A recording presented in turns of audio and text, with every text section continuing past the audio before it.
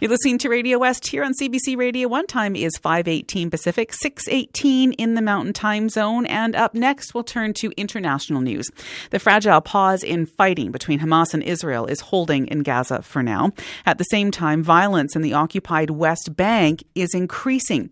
According to the United Nations Office for the Coordination of Humanitarian Affairs, since October 7th, 238 Palestinians, including 63 children, have been killed in the West Bank and East Jerusalem, most of them by Israeli Defense Forces. Nader Hashemi is an associate professor and teaches Middle East politics at Georgetown University, and we reached him in Washington. Hello. Since the Hamas attack on October 7th, what has been the impact in the occupied West Bank? There's been an intensification of Israeli settler violence against Palestinians. Up until October 7th, this was the bloodiest year for violence on the West Bank, going back 2 decades. Human rights groups report that in 2023 alone, we've had roughly 500 people, mostly Palestinians, killed in the West Bank.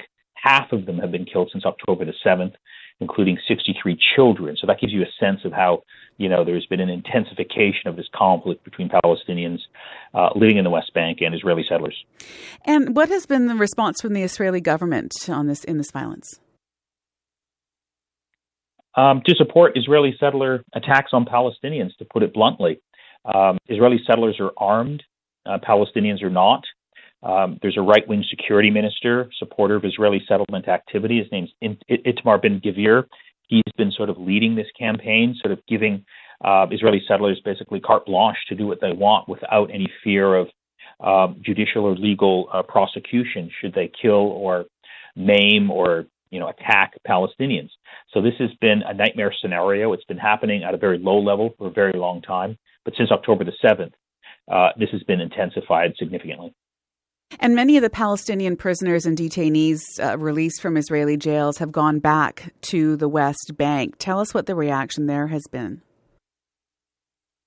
Well, obviously, immediate euphoria and happiness that people are being reacquainted with their loved ones. But at the same time, because of the intensification of violence, there's been a mass increase in Palestinian arrests. So while Palestinians are being freed from Israeli jails, at the same time, more are being arrested. So it's not really a net gain. But again, the broader context here is very foreboding in the sense that everyone is waiting to see what happens next, what happens in the Gaza Strip, what happens with respect to Israeli settler violence, what happens in the region. So there's a sense of, dark days coming ahead, even though people are being reunited with their loved ones in the short term. And you said a sense of foreboding. Tell us more about what you see as maybe some of the longer term consequences for Palestinians in the West Bank. Well, more of the same in many ways. We don't know what's going to happen in the Gaza Strip when this truce is over. If there's going to be an intensification of violence, that will ricochet and have huge repercussions for Palestinians living in the West Bank. So I think there's a sense that everyone has their eyes on Gaza, but the future of the West Bank and the Palestinians living there, roughly 3 million, is very much uncertain. Because Israel is a much stronger military power. Israel has a right-wing government that is openly said that they oppose a Palestinian state based on international law. There's no sense that the international community really wants to restrain the Israeli government and the settlers that it supports. And of course, the Palestinians are the weaker party. They really have no government that's really to back them in any significant way. They've been abandoned by the world, abandoned by regional countries that rhetorically claim to support the Palestinians. But to add insult to injury on top of everything else, the Palestinians don't even have a credible national leadership to lead them somewhere better. So, these are dark days for Palestinians, particularly those in the West Bank. What would take for a credible national leadership to evolve? What needs to happen? I think maybe a moment of shock like this that we're seeing both in the West Bank, but really in the Gaza Strip. It requires, I think, Palestinians who, have been scattered in many different places. They don't live in historic Palestine anymore because most of them have been forced to leave, ethnically cleansed. The problem is they're not in one contiguous area.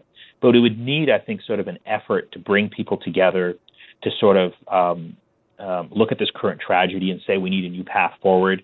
The existing Palestinian leaders in Ramallah or in the Gaza Strip are non-representative, and we really need a credible Palestinian leadership. I mean, this is what Palestinians are saying to me privately, but I think this has to happen on a much more organized and systematic way to create the type of, I think, leadership that we saw in the context of South Africa under Nelson Mandela and the ANC that mobilized the global community to force settlement on South Africa, that put an end to that conflict over 30 years ago.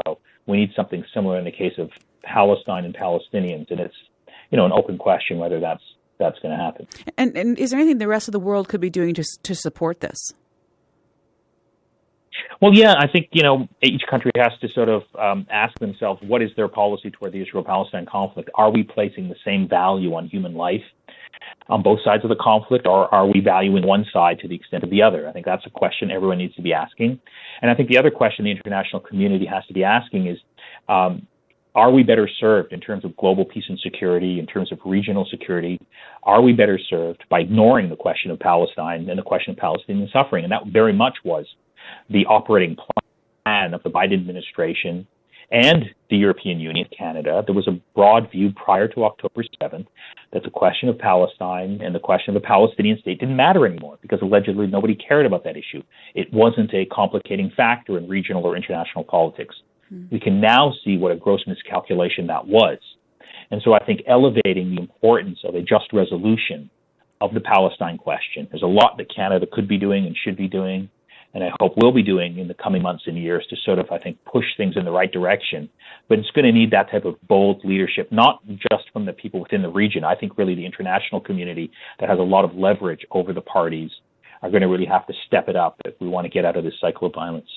Coming back to the immediate conflict that we're seeing right now, what are you going to be watching for in the days and weeks to come? Well, the obvious focus will be on the Gaza Strip, what happens when this truce is over, and what Israel's plan is for the future of the Gaza Strip. Israel and Netanyahu be able to accomplish their war aims in terms of eradicating Hamas. What does that mean for the 2 million Palestinians who are crowded in southern Gaza right now, and who are, the big fear from human rights and relief organizations is that the big fear is no longer Israeli bombing, but it's actually disease and malnutrition that's going to be a factor once this truce is over. So what happens there, I think, is going to very much shape the contours of this conflict in the next days and weeks, and it's not clear what's going to happen. So we're all watching to see what happens. I think it's a cause for deep concern, and of course, whatever happens in the Gaza Strip will have huge consequences for Palestinians living in the West Bank as well. I appreciate your insight on this. Thank you so much for the time. Thank you. Take care.